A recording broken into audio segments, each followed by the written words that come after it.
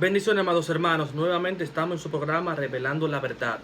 Y estamos aquí, amados hermanos, estableciendo lo que es un tema muy importante y es la inerrancia bíblica, específicamente los errores de traducción. Porque hoy en día, lamentablemente, amados hermanos, han existido diferentes científicos, historiadores, paleontólogos, antropólogos, personajes de diferentes puntos del saber, donde han establecido que la Biblia tiene diferentes errores, y nosotros como apologistas, como defensores de las Santas Escrituras, estamos mostrando de manera literaria, de manera histórica y de manera teológica que la Biblia está libre de errores, donde nosotros estamos diciendo que los errores están en la traducción Reina Valera, pero en el original no existen errores, y esto lo estamos mostrando en estos momentos, amados hermanos. Ahora bien, en cuanto al punto de que la Biblia no tiene errores de traducción en el original, aquí hay un texto muy importante, amados hermanos, y queremos que verdaderamente usted se sienten, beban un poco de agua, se acomoden, porque verdaderamente lo que estamos hablando es totalmente importante. Tan importante, yo recuerdo que en una conferencia en esta misma semana yo decía que cuando una persona desconoce sus derechos, lamentablemente no puede exigirlo, porque el desconocerlo es lo mismo que la ignorancia. Entonces, cuando hay ignorancia, lamentablemente usted no puede exigir. Pero cuando usted conoce sus derechos, la ignorancia no existe, y así usted puede obtener lo que verdaderamente usted exige y lo que usted necesita. Ahora bien, hay otro texto, mis hermanos amados en Cristo, que se encuentra en Daniel capítulo 1, verso 1, y lo vamos a comparar ahora mismo. Daniel capítulo 1, verso 1. Y también ese mismo texto lo vamos a buscar en Jeremías capítulo 25, verso 1. Repito, Jeremías capítulo 25, verso 1. Dice en Daniel capítulo 1, verso 1: en el año tercero del reinado de Joacim, rey de Judá, vino Nabucodonosor, rey de Babilonia, a Jerusalén y la sitió. Lo voy a repetir. En el año tercero del reinado de Joacim, rey de Judá, vino Nabucodonosor, rey de Babilonia, a Jerusalén y la sitió. Aquí está diciendo, amados hermanos, que Joacim en los tiempos de Nabucodonosor reinaba en el año tercero. Dice aquí el texto en la Reina Valera. Es decir, que aquí en Daniel capítulo 1, verso 1, dice de manera literaria y de manera histórica que el mismo Joacim, rey de Judá, en los tiempos cuando Babilonia, Nabucodonosor, sitió a Jerusalén, específicamente a Judá, dice que Joacim vivía y gobernaba en el año tercero de aquella época. Ahora, aquí en la Biblia, Reina Valera, para muchos creen que hay una contradicción. Por ejemplo, en el texto de Jeremías, capítulo 25, verso 1, dice de la siguiente manera: palabra que vino Jeremías cerca de todo el pueblo de Judá en el año cuarto de Joacim, hijo de Josías, rey de Judá, el cual era el año primero de Nabucodonosor, rey de Babilonia. Lo voy a repetir. Palabra que vino a Jeremías acerca de todo el pueblo de Judá en el año cuarto de Joacim, hijo de Josías, rey de Judá, el cual era el año primero de Nabucodonosor, rey de Babilonia. Es decir, para que entendamos, en Daniel capítulo 1, verso 1, dice que Joacim gobernaba en el año tercero, pero en Daniel capítulo 25, verso 1, en Jeremías capítulo 25, verso 1, dice que Joacim gobernaba en el año 4. O sea que aquí, al parecer, hay supuestamente una discrepancia, una incoherencia.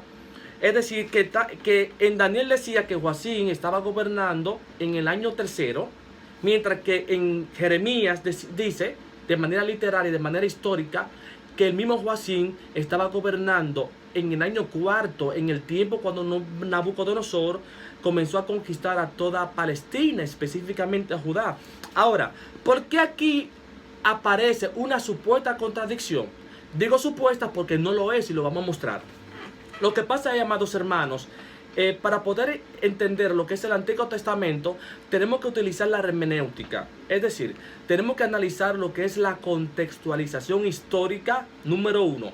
la contextualización cultural, número 2, y la contextualización literaria, número 3. Es decir, cuando una persona va a interpretar la Biblia y desconoce o elimina estos 3 fundamentos de la hermenéutica, lamentablemente va a decir que la Biblia tiene errores. Porque recuerden, amados hermanos, la Biblia fue escrita por orientales. Es decir, hemisferio oriental. Y nosotros estamos en el hemisferio occidental. Es decir, si en Palestina, en Oriente, cada país tiene diferentes culturas, ¿qué sería? Toda Palestina, todo Oriente, comparándose con el hemisferio occidental. Es decir, nosotros tenemos un pensamiento totalmente distinto a los orientales. Entonces, para nosotros entender su pensamiento desde una perspectiva cultural, literaria e histórica, les recomendamos, amados hermanos, que vayan a la hermenéutica y examinemos. Ahora, de manera histórica, podemos decir que Daniel escribió dentro de la cautividad babilónica, mientras que Jeremías escribió antes de la cautividad. Ahora, ¿por qué existe esto? Aquí vemos un problema cultural. Digo problema porque lamentablemente nosotros creemos que hay un problema, pero no es un problema, simplemente que aquí hay dos culturas. Por ejemplo, el libro de Daniel fue escrito en los tiempos de Babilonia, cuando Israel vivía en Babilonia. ¿Qué sucede? En esos tiempos, cuando Israel vivía en Babilonia, que fueron exiliados para allá, en el año 606 a.C., según la historia y los historiadores han determinado que el lenguaje hebreo se había eliminado a un 5%. Entonces, ya el lenguaje hebreo o la lengua hebrea no existía como lengua madre. ¿Qué sucede? Al no existir como lengua madre, hubo un sustituto de la lengua hebrea. ¿Y cuál fue? La lengua aramea. Entonces, el libro de Daniel, en su gran proporción literaria, está escrito en arameo. Si está escrito en arameo, esto significa que tanto el sistema lingüístico arameo como el sistema cultural también está allí, mis hermanos. Ahora, es decir, que Daniel escribe bajo una perspectiva babilónica, es decir, bajo una cultura del arameo. Entonces, cuando nosotros desconocemos lo que es una de las lenguas maternas originales del Antiguo Testamento, como el arameo, lamentablemente no vamos a tener una idea explícita en cuanto a esto. Ahora, el libro de Jeremías fue escrito antes, es decir, fue escrito en los tiempos cuando el hebreo era la lengua oficial, era la lengua madre. Es decir, que Jeremías tiene una perspectiva cultural hebreo. ¿Qué significa esto? Que bajo la cultura aramea babilónica, Joacim vivía en el año ¿qué? En el año tercero. Mientras que Jeremías escribió bajo el calendario hebreo, que era en el año cuarto. Es decir, no hay una discrepancia, no hay una incoherencia, simplemente hay dos culturas literarias. Entonces, como dije anteriormente, nosotros para poder traer una exégesis, es decir, extraer la interpretación de acuerdo al autor, tenemos que establecer o estudiar el sistema lingüístico, sistema cultural y el sistema histórico. Entonces, aquellos antagonistas, aquellos que tratan de demostrar que la Biblia tiene errores, lamentablemente no dominan el sistema histórico antiguo, no dominan lo que es el sistema cultural y desconocen totalmente lo que son los sistemas lingüísticos de las lenguas antiguas, tanto el hebreo como el arameo. Pero verdaderamente están en lo cierto. Daniel estableció que fue en el año tercero que vivió la cautividad babilónica, porque Daniel escribió bajo la cultura babilónica, mientras que Jeremías dice también la verdad, porque Jeremías dice que fue en el año cuarto, porque ese era el sistema cultural y el calendario de los hebreos. Es decir, aquí no existe ninguna discrepancia. Ahora, hay otro texto, amados hermanos, que quiero fundamentalizar aquí. Esto es muy importante, que es Génesis capítulo 1, verso 1. Lo pueden anotar. Génesis capítulo 1, verso 1. Aquí, amados hermanos, han interpretado de una manera muy errónea, donde muchos dicen que aquí hay un error o diferentes errores. Hay otros que han establecido una doctrina, hay otros que han establecido diferentes interpretaciones. Entonces, amados hermanos, nosotros para poder fundamentalizar lo que es una interpretación exegética, tenemos que dominar las lenguas antiguas, tenemos que dominar la cultura. Por eso, amados hermanos, nosotros les invitamos a que usted haga el diplomado en hebreo, que lo está organizando la misma institución, la Universidad Shalom, aquí en República Dominicana, amados hermanos. Cualquier cosa nos pueden comunicar al 809-405-7691. Ahora, ¿por qué hacemos esto? Porque todo aquel que reconoce las lenguas antiguas y la cultura antigua, lamentablemente desconoce la interpretación original. Y esto lo vamos a demostrar ahora mismo. Por ejemplo, dice la Biblia en Génesis capítulo 1, verso 1 y verso 2, que en el principio creó Dios los cielos y la tierra. Y la tierra estaba desordenada y vacía, y las tinieblas estaban sobre la faz del abismo, y el Espíritu de Dios se movía sobre la faz de las aguas. ¿Qué sucede? Aquí hay una incoherencia, una discrepancia, un abismo. ¿En qué sentido?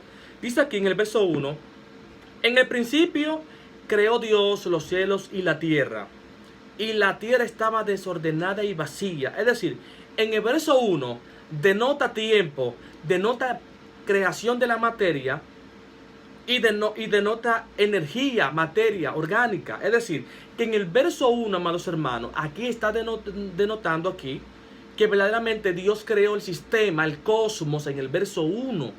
Pero en el verso 2 hay una incoherencia, hay una discrepancia, porque en el verso 2 dice que esa creación estaba desordenada y vacía. Entonces, mientras que el verso 1 afirma y fundamentaliza que Dios creó todo el cosmos, la materia y todo lo que ocupa en un lugar en el espacio, en el verso 2 dice que lo que Dios creó estaba desordenado. O sea que hay una discrepancia.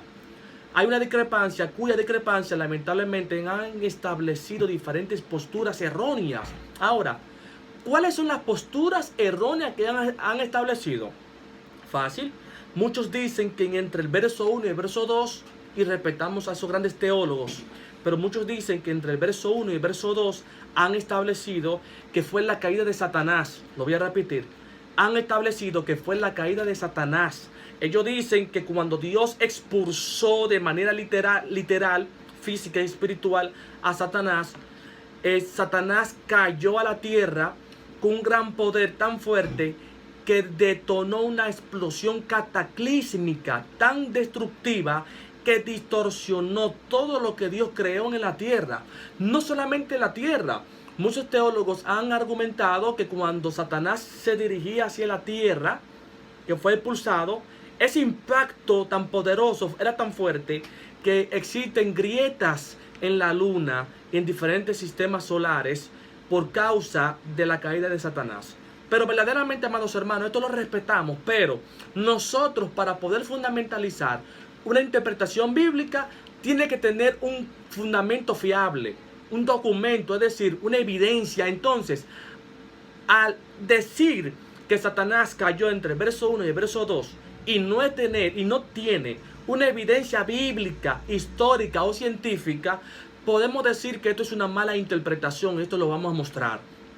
Aquí hay una mala interpretación, porque no hay un documento, tanto en el Antiguo como en el Nuevo Testamento, que diga que en ese proceso de creación entre el verso 1 y el verso 2 de Génesis capítulo 1 fue la caída de Satanás. O sea que si no hay un documento, no hay una evidencia, no hay una fuente que determine esto, lamentablemente esto queda como hipótesis, ni como teoría, sino como hipótesis, porque esto es una observación, esto es una creencia que de manera particular, porque no hay fundamento bíblico. E incluso yo me atrevo a decir que los mismos primeros teólogos, como los padres de la iglesia, como por ejemplo los padres o los discípulos de los discípulos, ellos mismos no fundamentalizaron esto nunca, jamás. Al contrario, ellos tienen diferentes posturas que tenían más veracidad. Ahora, ¿qué nosotros vamos a sostener en cuanto a esto?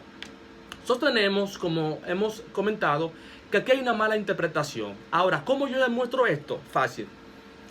En el año 1948 se descubrió, amados hermanos, un documento muy importante que es considerado por los arqueólogos y por los antropólogos el descubrimiento más importante de la iglesia cristiana y de los judíos también, llamado los rollos de Qumran o los rollos del Mar Muerto, donde los rollos del Mar Muerto fueron escritos por los esenios. Los esenios eran personajes de lo que era el judaísmo, en los tiempos intestamentarios, que cuando vieron, por ejemplo, apostasía y vieron incoherencia en cuanto a la ley, ellos para poder mantener lo que era su vida espiritual y su vida, una vida del judaísmo, una vida derecha, una vida verdaderamente fundamentada en la Santa Escritura, ellos decidieron irse para el desierto, a las orillas del Mar Muerto. ¿Qué pasa? En ese lugar, ellos comenzaron a escribir en papiro y comenzaron a escribir tanto en hebreo como en arameo y como en griego. ¿Qué pasa? En el año 1948, unos investigadores descubrieron que estos documentos eran de los esenios. Ahora, ¿qué tiene que ver los rollos de Qumran con Génesis capítulo 1? Que ellos establecieron una de las excelentes traducciones más importantes de toda la historia. Tan importante que yo me atrevo a decir, y se ha fundamentalizado de manera científica, arqueológica e histórica, que los rollos de Qumran tienen más importancia que los códigos o que los textos masoréticos, porque los rollos de Qumran fueron primero que los textos masoréticos. Entonces, ¿qué dicen los textos de Qumran con respecto a Génesis capítulo 1, verso 1? Dice que en el principio no fue que Dios creó. Es decir, en el hebreo dice, en Bereshit bara Elohim. En la Reina Valera quiere decir en español, en el principio Dios creó los cielos y la tierra. Pero según los esenios, no fue que Dios creó. Es Bereshit boró Elohim, que significa, en el principio Dios comenzó a crear los cielos y la tierra tierra estaba desordenada y vacía. Es decir, según la interpretación de los esenios, que es aceptada por todos los investigadores, ha determinado que el verso 2 es la continuación de lo que Dios comenzó a crear en el verso 1. Es decir, no fue que Dios creó y la tierra estaba desordenada, no, sino es que Dios comenzó a crear los cielos y la tierra estaba desordenada y vacía. Es decir, Dios comienza a crear en el verso 1 y el verso 2, 3, 4 y 5, etcétera, es la continuación de manera cronológica lo que es la inversión o la creación de lo que es el cosmos, tanto del universo como de los planetas y los sistemas solares. Entonces, aquí, gracias a este descubrimiento arqueológico, se ha demostrado que la postura de que Satanás cayó a la tierra entre verso 1 y verso 2 queda obsoleto, queda nulo, amados hermanos. Sino que en el principio Dios comenzó a crear los cielos y la tierra estaba desordenada y vacía. Repito, el verso 2, el verso 3 es la continuación de lo que Dios comenzó a crear en el verso 1. Es decir, que en el original es, en el principio, Dios comenzó a crear los cielos y la tierra estaba desordenada y vacía. Ahora bien, hay otro texto, amados hermanos, que quiero fundamentalizar muy importante. Que aquí vamos a destruir diferentes posturas de aquellos predicadores que piensan que el hombre debe de pactar. Y aquí vamos a fundamentalizar esto. Vamos a buscar, amados hermanos, en Salmo 55. Vamos a hacerlo brevemente por el tiempo, pero es muy importante. Salmos capítulo 50, verso 5. Lo pueden escribir, amados hermanos. Salmos capítulo 50, verso 5. Y dice de la siguiente manera: juntadme mis santos, los que hicieron conmigo pacto con sacrificio. Lo voy a repetir. Juntadme mis santos, los que hicieron conmigo pacto de sacrificio. Es decir, si usted lo lee de una manera analítica, te darás cuenta que aquí lo que está diciendo es que ellos están haciendo pacto. Y esto aquí hay una mala traducción. Y por esta mala traducción vienen diferentes pensamientos doctrinales que están destruyendo por la causa de la ignorancia de la iglesia, mis hermanos. Por eso dice la Biblia en Oseas 4:6, mi pueblo perece por falta de conocimiento. Y es por estas razones, amados hermanos. ¿Por qué? Porque no escudriñan. ¿Qué pasa? El ser humano, bajo la contextualización del sistema histórico desde los tiempos de la humanidad hasta hoy, el ser humano no tiene la capacidad innata o la capacidad biológica de realizar un pacto. Es decir, el ser humano no puede cumplir un pacto. Por ejemplo, usted hace un pacto con una persona y hay un 99.9% que usted no va a pactar 100%. Porque el ser humano no tiene la capacidad de establecer pacto y mucho menos tiene la capacidad de mantener estos pactos. Si tú analizas la contextualización del Antiguo Testamento, era Dios que hacía pacto con el hombre. En la Biblia no dice, y fulano hizo pacto con Dios, y Perencejo hizo pacto con Dios. No, era Dios que hacía pacto con el hombre. Por ejemplo, el pacto adámico, el pacto palestino, el pacto abrahámico, el pacto mosaico y el pacto davídico. Incluso el nuevo pacto que habla en Jeremías. Es decir, si tú analizas todos los pactos teológicos del Antiguo Testamento, te darás cuenta que estos pactos fueron realizados por Dios con el hombre, no el hombre con Dios. Porque es que Dios no puede mantener un pacto. Por ejemplo, Dios le dijo a Abraham, por amor a ti, te daré una gran tierra, desde el río Éufrates hasta el río Nilo. Pero ¿quién fue que hizo el pacto? Dios con Abraham. Por ejemplo, en el pacto davídico, esto está en 2 de Samuel, dice la Biblia que Dios le dice a David, David, por amor a ti, tu descendencia no tendrá fin y tus herederos estarán en tu linaje por los siglos de los siglos. Pero ¿quién fue que hizo el pacto? ¿David con Dios? Jamás. El que hizo el pacto fue Dios, ¿con quién? Con David. Es decir, que en ningún momento bíblico no existe que el hombre haya hecho un pacto con Dios. Ahora, por ejemplo, en el pacto mosaico, dice la Biblia que Moisés estaba en el Sinaí. ¿Y quién le entregó las leyes a Moisés? Fue Dios a Moisés. Es decir, mis hermanos, que verdaderamente en el original lo que dice es, juntad a mis santos, aquellos que mantuvieron el pacto de Dios con nosotros. Eso es lo que dice el texto original. Amados hermanos, ya hemos finalizado por este día. Espero que a ustedes les haya gustado. Verdaderamente para nosotros siempre será un honor y será un placer. Síguenos en nuestras redes sociales, tanto en Facebook como en Twitter, como en YouTube, como Ministerio Revelando la Verdad. Recuerda que si tiene algún comentario, alguna hipótesis o quiere argumentar algo, se nos pueden comunicar, amados hermanos, al 809-405-7691. Repito, 809-405-7691. Será para la próxima. Bendiciones.